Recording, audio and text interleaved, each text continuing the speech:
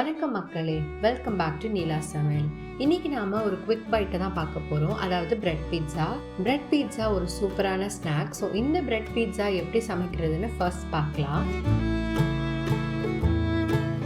முதல்ல இன்ஸ்டண்ட்டாக ஒரு பீட்சா சாஸ் ரெடி பண்ணிக்கலாம். அதுக்கு இன்னைக்கு ஒரு மிக்சிங் பவுலில் 3 டேபிள் ஸ்பூன் அளவுக்கு சாஸ் எடுத்துக்கோங்க.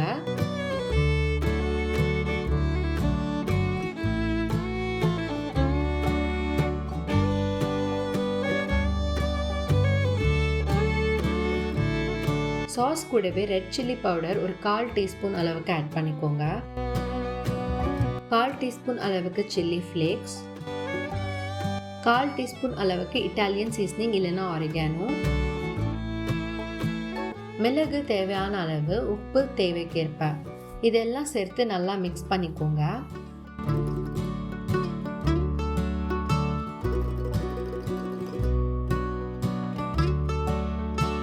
அவ்வளோதான், இன்ஸ்டன்ட் பீட்சா சாஸ் ரெடி ஆகிடுச்சு. இதன் பிறகு பீட்சா சாஸை பிரெட் ஸ்லைசஸ் மேலே அப்ளை பண்ணிக்கலாம்.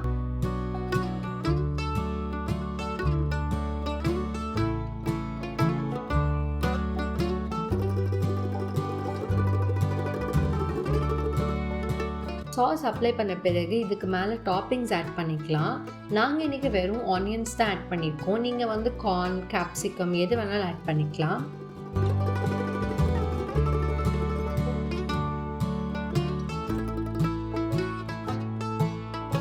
டாப்பிங்ஸ் ஆட் பண்ண பிறகு இதில் சீஸ் ஆட் பண்ணணும். மொசரல்லா சீஸ் இல்லைனா ப்ராசஸ் சீஸ் எது வேணாலும் ஆட் பண்ணிக்கலாம். நாங்கள் இன்றைக்கி ப்ராசஸ் சீஸ் ஆட் பண்ணியிருக்கோம். இதுக்கு மேலே ஆயில் ஒரு பிஞ்ச் ஆட் பண்ணிக்கோங்க. அப்போ தான் சீஸ் நல்லா மெல்ட் ஆகி டெக்ஸ்சர் கிடைக்கும்.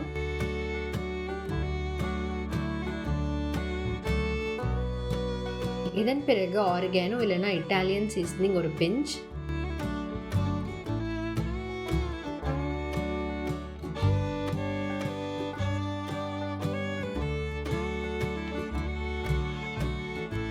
அதே போல் சில்லி ஃப்ளேக்ஸ் ஒரு பிஞ்ச்.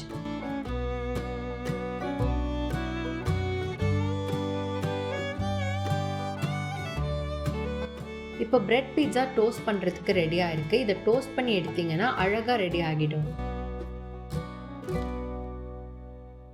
இப்போ ஒரு தவா எடுத்துக்கோங்க. தவாவில் கொஞ்சமாக ஆயில் அப்ளை பண்ணிக்கோங்க.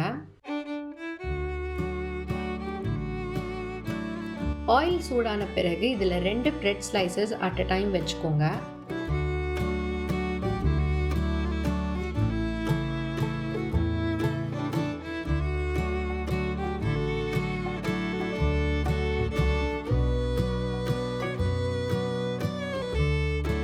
ஒரு மூடி போட்டு 2 to 3 மினிட்ஸ் வச்சிங்கனாலே போதும். அந்த சீஸ் மெல்ட் ஆகி வரப்போ உங்களுக்கு பிரெட் பீட்சா ரெடின்னு தெரிஞ்சிடும். ரொம்ப நேரம் விடாதீங்க. அதாவது சீஸ் மெல்ட் ஆனாலே போதும், பிரெட் பீட்சா ரெடி ஆகிடும். அவ்வளோதான், பிரெட் பீட்சா ரொம்ப சூப்பராக ரெடி ஆகிடுச்சு. நீங்களும் இந்த ரெசிபியை ட்ரை பண்ணி பாருங்கள், ரொம்பவே நல்லாயிருக்கும். உண்ணும் உணவினை பகிர்ந்து உண்ணுங்க. உங்களுக்கு எங்கள் சமையல் பிடித்திருந்தால் நீலா சமையல் சேனலுக்கு சப்ஸ்கிரைப் பண்ணுங்கள்.